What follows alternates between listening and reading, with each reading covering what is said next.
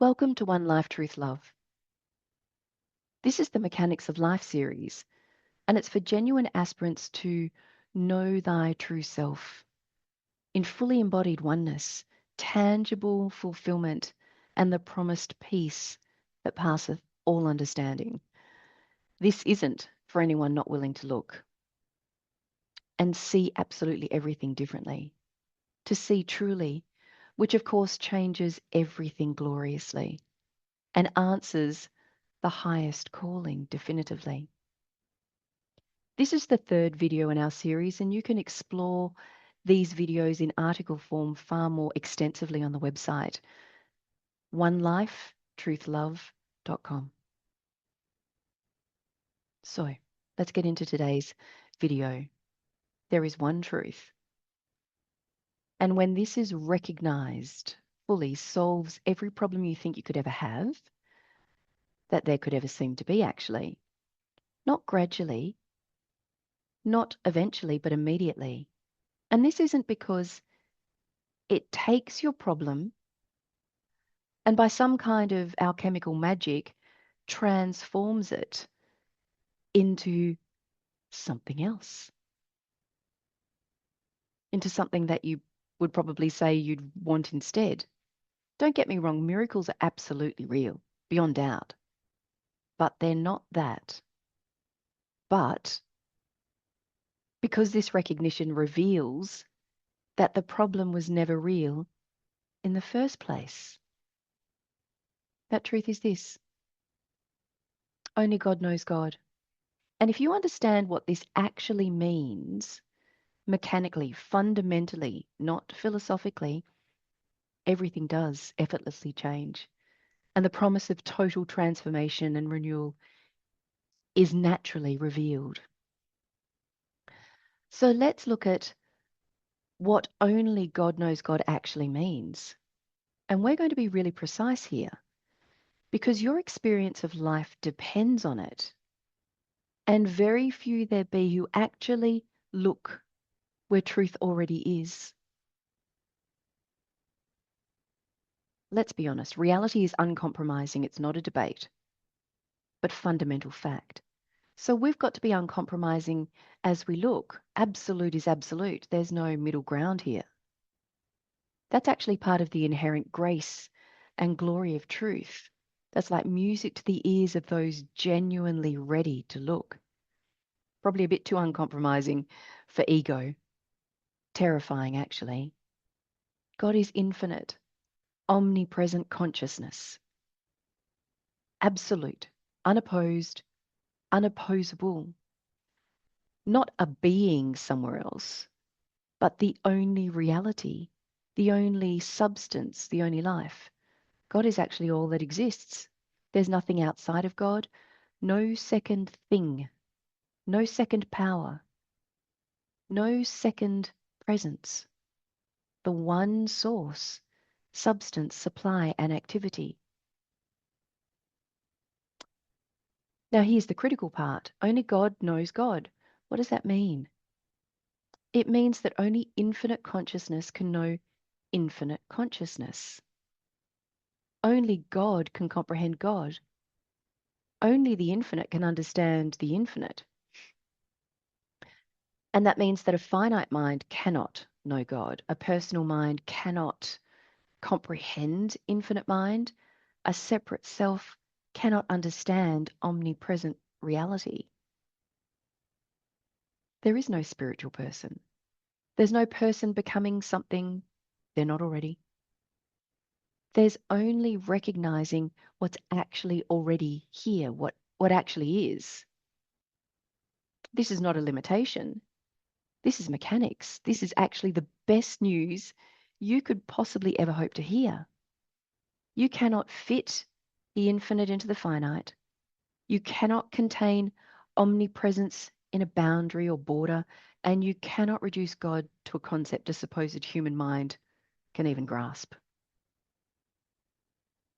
So here's the question.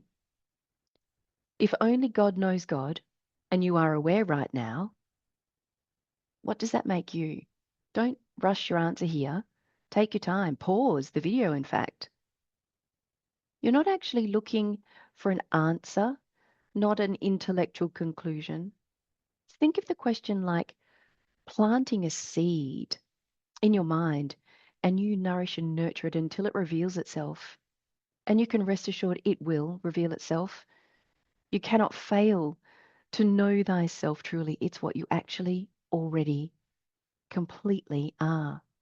Not you as a person, not you as a body, but you as the awareness that is undeniably present. If only God knows God and you are here knowing, then you are what God is. You don't have to seek for that. Not a separate being which has achieved God consciousness, but God itself, consciousness itself, expressing as this unique individuality. This is actually the single premise that sets you free into already established infinity, because infinity is reality, and from this premise, everything else follows naturally. So now, let's look at why this changes everything. When you recognize that you are not a separate self, but infinite consciousness itself, everything effortlessly shifts. You're no longer trying to know God. You recognize you are the knowing itself. There's no and, one already is. You're no longer seeking enlightenment because you realize you are infinite awareness that was never not actually enlightened. You're no longer trying to become. You recognize you are infinite wholeness now, expressing as this individuality. So let's look at how this works practically. We can use a pretty common problem here. I feel anxious. From the false premise, the misidentification that I am a separate person, anxiety seems like a very real problem that needs to be solved because the anxiety is diminishing my quality of life. And we have options like therapy, medication, coping strategies, herbs, psychedelics, breath work, sound therapy, tapping, hypnotherapy, personal growth, and nearly all spiritual teachings that acknowledge a real problem is possible, which is sadly most of them. But from the true premise, the very fact and mechanics of life, the absolute recognition and living acknowledgement that I am infinite consciousness now, anxiety is nothing more than appearance within awareness. It's not happening to you. It's appearing within what you are. And what you are, infinite, eternal awareness, is untouched by what appears within it. The anxiety disappears because identification with a person who could experience anxiety is no longer active. And that changes everything. Here's another example. Let's look at an assumed problem like money. I don't have enough money. From the false premise of misidentification, lack seems real. You need to work harder, earn more, save more, invest better, accumulate more somehow. From the true premise, from the facts, you recognize that you are infinite consciousness. And infinite consciousness, being omnipresence itself, is infinite supply. Not potentially, not down the track sometime in the future, but actually already and only. And the appearance of lack might not necessarily change immediately, but your relationship to it does completely. You're no longer operating from fear and scarcity. You're operating from the recognition of fact, the mechanics of life, how life actually operates. Infinite sufficiency. And that changes how you function, of course, how you act, and what becomes possible. Perhaps you're hearing that. And this is why the premise matters, because context is everything, not as philosophy, but as the operating principle that determines your entire experience. So let's look at a metaphor that makes this clear. Imagine a diamond. One diamond, infinite facets, and each facet is completely unique. No two are identical. Each reflects light differently. Each expresses the diamond in a way no other facet does. But every facet is the same diamond, not a separate piece of the diamond, not distinct from the diamond, but the same one diamond itself, expressing as that particular facet. Let's really pull the thread of this and realize that God is the diamond we're talking about. You're one of the infinite facets. You're not a piece of God. You're not separate from God. You are God itself, expressing as this unique individuality. And just as the diamond is fully present in every one of its facets, God is fully present as you, not partially, not potentially, fully. You're not becoming God. You're not trying to reach God. You are already what God is. And now you're recognizing itself as this unique expression, knowing thyself. Another analogy that often resonates is that of the author and the contents of the author's book. Despite the appearance of myriad unique characters and simultaneous storylines and scenes, it's all actually the one and the same author. Every letter in the book is 100% the one author.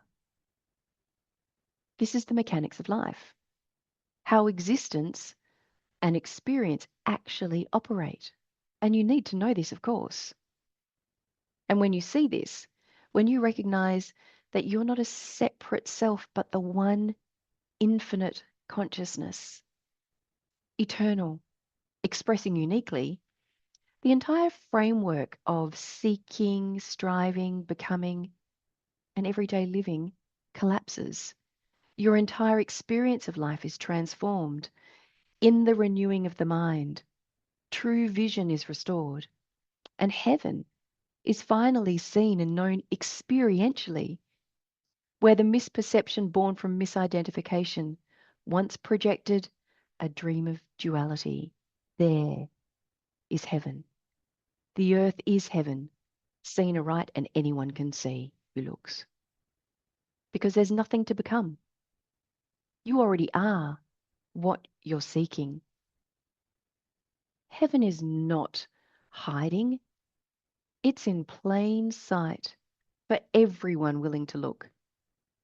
So why don't we just do that now? Let's verify this directly. Right now, are you aware? Yes, undeniably. Now ask, what is aware? Not what are you aware of, but what is the awareness itself? Is it personal? Did you make it? Does it belong to you as a separate individual? Is it here before you can be aware of anything else, shall we say? Is it divisible from you? Or is it simply what you are? Notice. This awareness is not limited.